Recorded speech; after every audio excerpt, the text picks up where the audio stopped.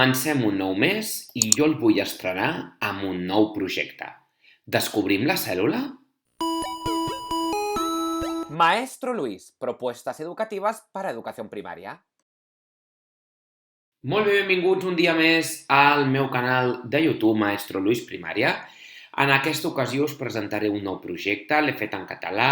Si lo queréis en castellano no hay ningún tipo de problema, yo os lo traduzco, así que sin problema alguno, ya lo sabéis, como siempre. Però aquest projecte d'entrada l'he fet en català. Com l'he estructurat? Doncs us vaig ensenyar les següents pàgines. Per exemple, primer de tot, m'agrada sempre començar presentant els objectius didàctics dels meus alumnes. N'hi ha aquests 4 que són específics d'aquest projecte i el 5è que el mantinc en tots els projectes durant el curs. D'acord? És transversal.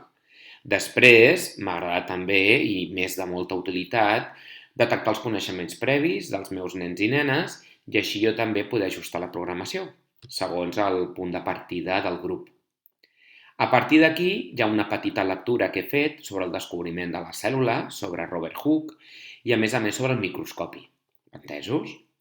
Després ja hi ha diversos apartats específics sobre les cèl·lules, les funcions a les cèl·lules, què formen les cèl·lules, les 3 funcions que realitzen, nutrició, relació i reproducció, els aparells i sistemes que formen les cèl·lules i que tenim tots com a éssers humans,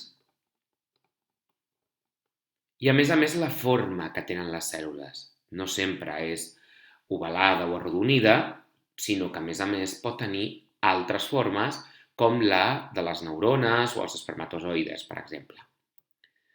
Després, tipus de cèl·lules, les procariotes i les eucariotes. Una miqueta de distinció d'ambdues i un cop aquí entrem dins de les eucariotes, a l'animal i a la vegetal.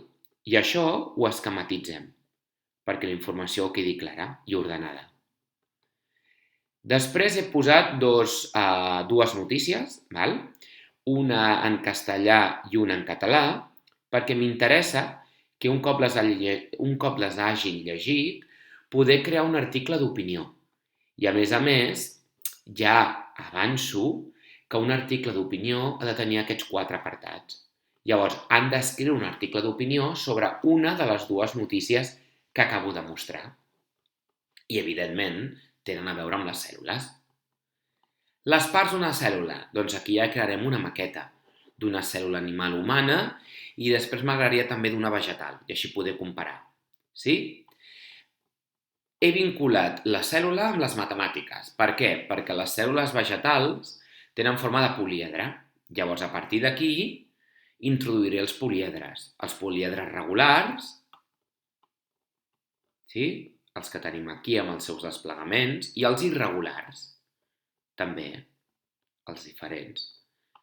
Políedres irregulars, els seus desplegaments, els conceptes de cares, arestes i vèrtexs, etc. I ja que faig poliedres, doncs faré els no poliedres, o sigui, els cossos rodons. Doncs aquí en tenim el con, el cilindre i l'esfera, que són els 3 clàssics dels cossos rodons. I ara vincularé la cèl·lula, sé que fa 3 funcions, però expressament la vull vincular més, o vull fer més èmfasi amb la funció de relació. D'acord? Explico, dono exemples que he creat sobre la funció de relació, l'alumnat ha d'explicar 2 exemples més, i a partir d'aquí segueixo aprofundint a la funció de relació a través dels sentits i del sistema nerviós. Fixem-nos que, clar, he intentat resumir tota la informació del sistema nerviós en petits apartats i en petits esquemes, entesos, però trobo que és molt important que els alumnes també coneguin aquest sistema del cos humà que realment també ens pot condicionar la nostra vida i que gràcies a ells també, gràcies a aquest sistema, ens salva de perills. Molt bé, doncs segueixo amb la funció de relació, els 3 moments, la captació dels estímuls, la interpretació dels estímuls i la resposta als estímuls. I ja que estic treballant el sistema nerviós i el sistema nerviós dona ordres a la resta de sistemes, específicament també el locomotor, perquè si hi ha un perill hem de córrer, hem de fugir, o a vegades també ens bloqueja com a cos, doncs no està de més fer un petit recorregut per l'aparell locomotor. músculs, ossos, articulacions, tendons. I aquí ja, com sempre, acabo el projecte amb una autoavaluació. Hi ha els diferents criteris d'avaluació que l'alumne s'ha de puntuar segons com creu que els ha assolit, la nota que creu que es mereix, i aquí fem els dos apartats, en què estic satisfet i què considero que puc millorar.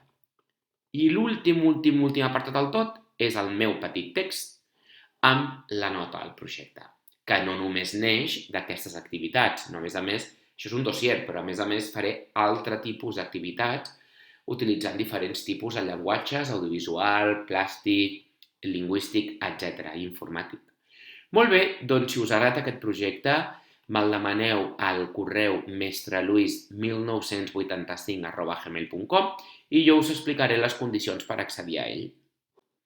I mentrestant, avisar-vos que a la meva pàgina de YouTube, al meu canal de YouTube, tinc molts vídeos amb molts recursos educatius i que ja som 1.994 subscriptors. A veure si em trobeu 6 més i arribem a la gran xifra dels 2.000. Moltes gràcies i bon mes d'octubre.